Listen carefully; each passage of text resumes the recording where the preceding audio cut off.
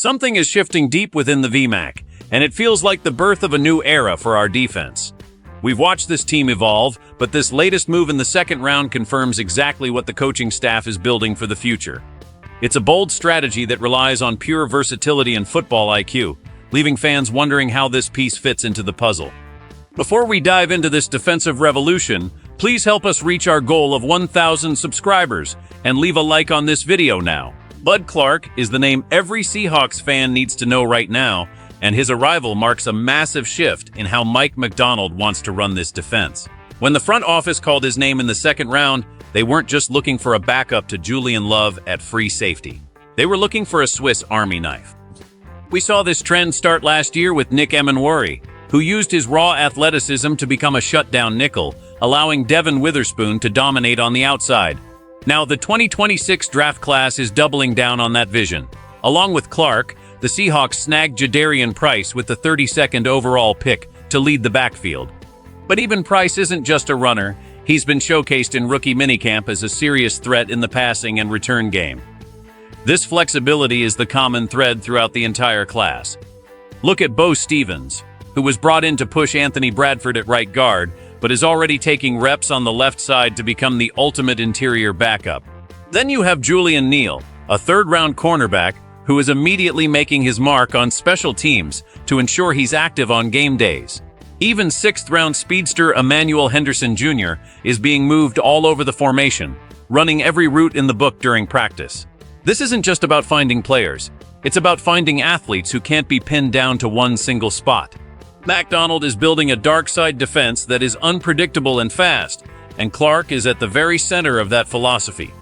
While he might start behind a veteran like Love, his ability to play strong safety, slot corner, or even boundary corner makes him indispensable. The staff is teaching these young men that the more you can do, the faster you get on the field. It's a clear message to the veterans and the rest of the league. Seattle is getting younger, more athletic, and much harder to prepare for. We are seeing a cohesive plan where every pick, from the first round to the sixth, serves the same purpose of creating a dynamic, interchangeable roster that can adapt to any opponent. This is the new Seattle identity. The specific athleticism this young defender brings to the secondary is something we haven't seen in years. At TCU, he proved he could read the quarterback's eyes and fly to the ball, but his real value lies in his physical frame and willingness to hit. He isn't just a ball hawk who stays deep. He's a physical presence who can slide into the box and support the run like a veteran linebacker. This versatility is exactly what makes the scheme so dangerous.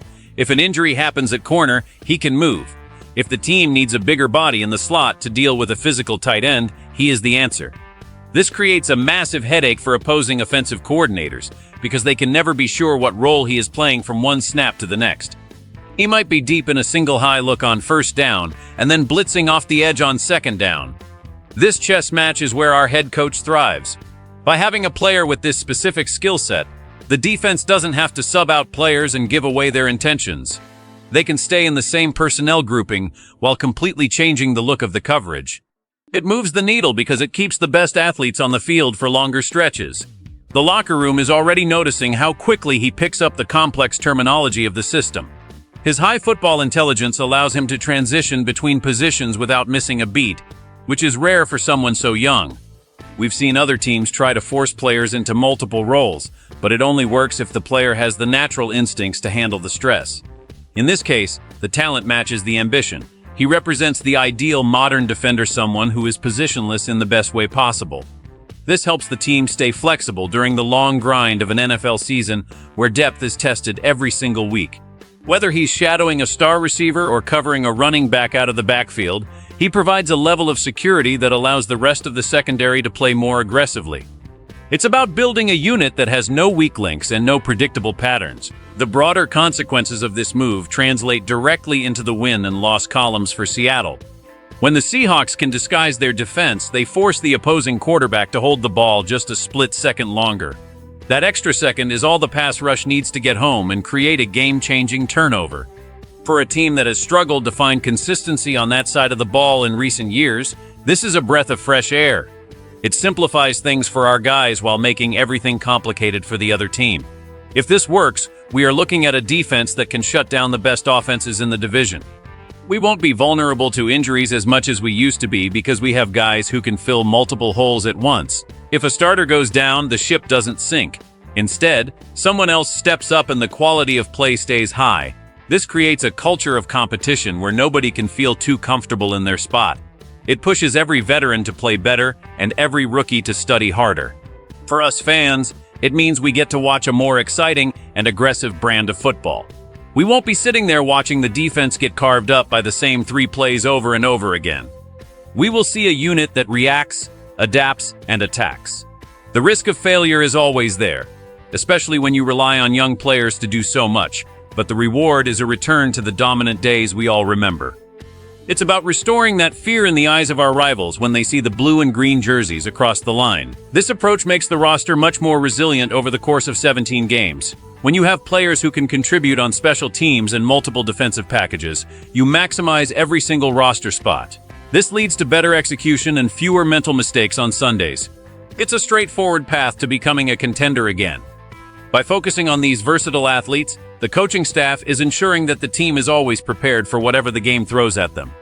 It is purely brilliant. The actual performance on the field this fall is where the rubber meets the road for this strategy. In the best-case scenario, this group of rookies hits the ground running and transforms the identity of the entire team. The new safety becomes a star in a hybrid role. He creates turnovers and erases mistakes. The defense becomes the most feared unit in the league. Opponents struggle to score 20 points. Mike McDonald looks like a genius. The stadium is rocking every single home game. We see a deep playoff run that reminds everyone why Seattle is a football town. The flexibility pays off in the biggest moments. A crucial stop on 4th down becomes the signature of the season. But there is a darker side to this gamble. If these young players can't handle the mental load, the whole system could collapse. If they get confused and blow coverages, the defense will give up easy touchdowns. The tension is real because so much depends on guys who haven't played a single regular season snap yet. If the plan fails, it could set the franchise back years. We could see a season filled with what-ifs and missed opportunities. The frustration in the stands would be palpable. A confused defense is a slow defense. And in this league, slow teams get exposed very quickly. The stakes couldn't be higher for the coaching staff. They have tied their reputation to this specific philosophy of versatility. If it works, they are heroes. If it doesn't, the questions will start immediately. Will the veterans buy into a system that asks so much of them? Can the rookies maintain their confidence if they make mistakes early on? Every practice and every preseason game will be under a microscope. The margin for error is razor thin. We are either watching the beginning of a new dynasty or a very expensive experiment. The difference often comes down to just a few key plays. One interception could spark a winning streak. One missed tackle could start a slide. The fans are waiting with bated breath to see which version shows up. The pressure is on. This draft class represents a massive fork in the road for the Seattle Seahawks and their future under this coaching staff. By prioritizing versatile players like Clark and Price, the organization is betting everything on a more dynamic and unpredictable style of play. It is a bold move that demands high intelligence and even higher athletic ability from every man on the roster.